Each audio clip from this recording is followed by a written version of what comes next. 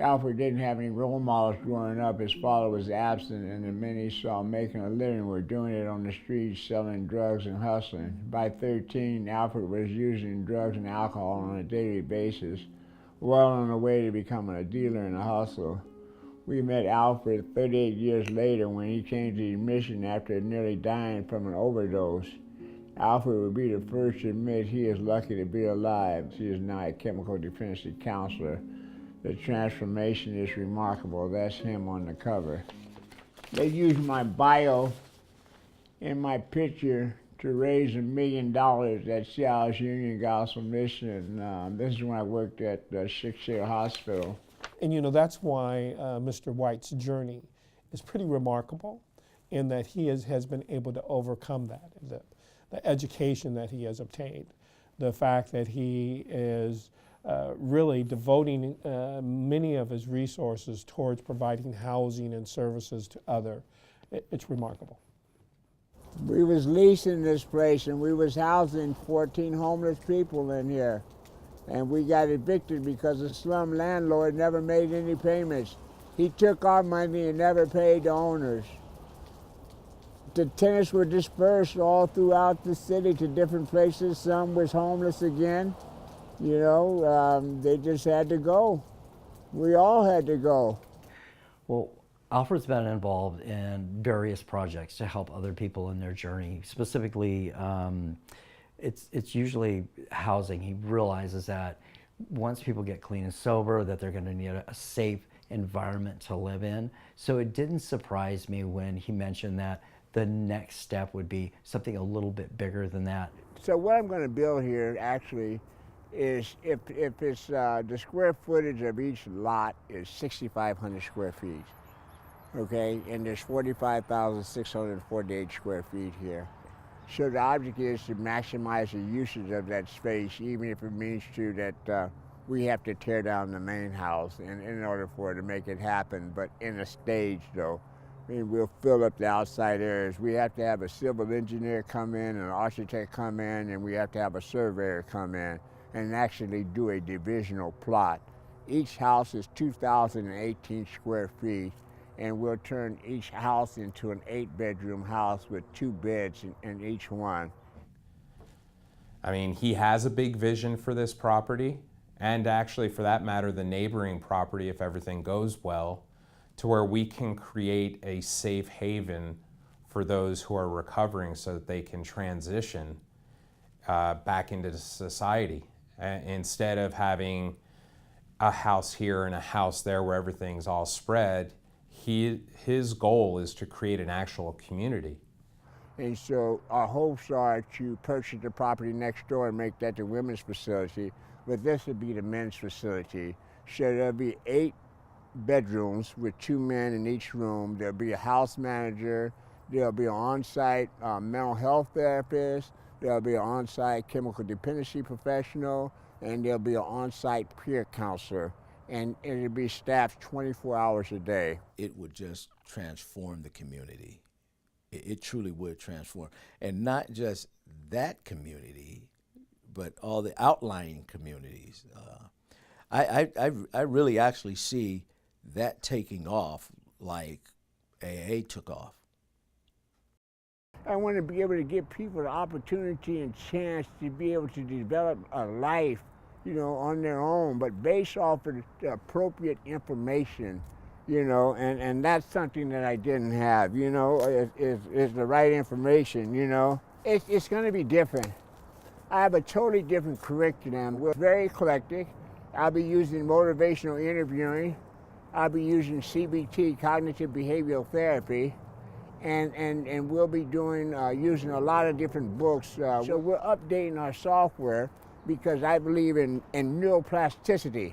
And so it goes around all those dead and damaged areas that we have in life. And so our limbic brain, which is where our emotional center is, and which controls all the automatic functions of our body, it needs to be updated, you know? And so that's the area that we're going to focus on. Why should a person invest in this versus another piece of property? Well, because there's something more to it than just a property. We're talking about a program that is really geared towards helping people to become productive again. It's really sad that the treatment programs really don't understand the compassion that's needed to send this message. You know, we're not robots, you know, we're human beings. So that means we need to be doing. I can tell you, I've been in about 9 or 10 different treatment programs and institutions, and I never got the essence of it until I swallowed a 1/4 ounce of crack cocaine in downtown Seattle. Only 9 days out of prison, only 9 days. I believe that Alfred has his life experiences that motivate him, that have educated him, and I believe that he believes in what he says. Now listen to Alfred, because he's been in the street life. He can talk the talk that is so persuasive. My gift actually was my past, and that's being a professional dope fiend. You know, because that's how I understand and can relate to everybody out there using and drinking alcohol and gambling. I lived in Vegas for years. You know, I've been addicted to everything, every single thing in life that's inappropriate. I have experience with inappropriateness. I'm what you call a subject matter expert. You know, anything that you want to talk about, I can talk to you about that. Alfred was, as we say, a little bit of street talk here. Alfred was straight-laced, no chase. And what I mean by that is Alfred would just tell you like it is, and then you deal with it. And it was very easy to work with Alfred once I understood where he was coming from. And it was just like, okay, do this, and he did it, okay? Call this person, and he called them, right? Pay off this debt, and he paid it. I mean, it was just simple like that, which was great. Because a lot of times when, you know, I deal with other people that maybe don't have the same type of barriers that Alfred had, it's like pulling teeth to get them to do the certain things that they need to do to kind of get things going. And the only thing at this point that is holding Alfred back is just not having the finances. I don't doubt him for a second with regards to his ability, his knowledge, and his drive. He definitely can achieve it. He just needs the support from the community and donors to get him jump-started at this point. I feel that once he gets jump-started and gets the ball rolling, there's not going to be anything that's going to slow him down.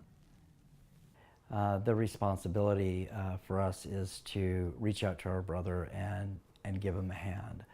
And so, and that's why we do what we do at the mission, and that's why what Alfred is doing now. There's a responsibility to our fellow brother, to our fellow sister, to step in there and fill the gap. And that's a biblical responsibility. It's a moral responsibility that we have for each other.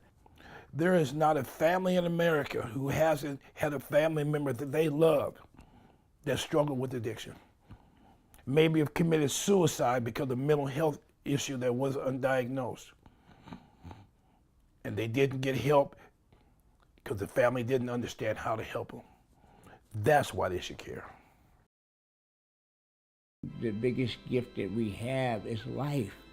It doesn't get no better than that. Perfection only happens one time in our life, and that's the day we're born. Other than that, we're downhill, baby. You know what I mean? But each and every day we get to breathe, man. That's beautiful, man. All the biggest gifts in life we can't see anyhow. That's our spirituality. That's the air we breathe, you know? The things that I use, you know, to get me high, everything, it all evaporates, you know? And us as human beings, we need to be. It's not the question of not to be. Life is beautiful. Not the world, but life. The flowers, the trees, my dog, you. Not the materialistic stuff, man.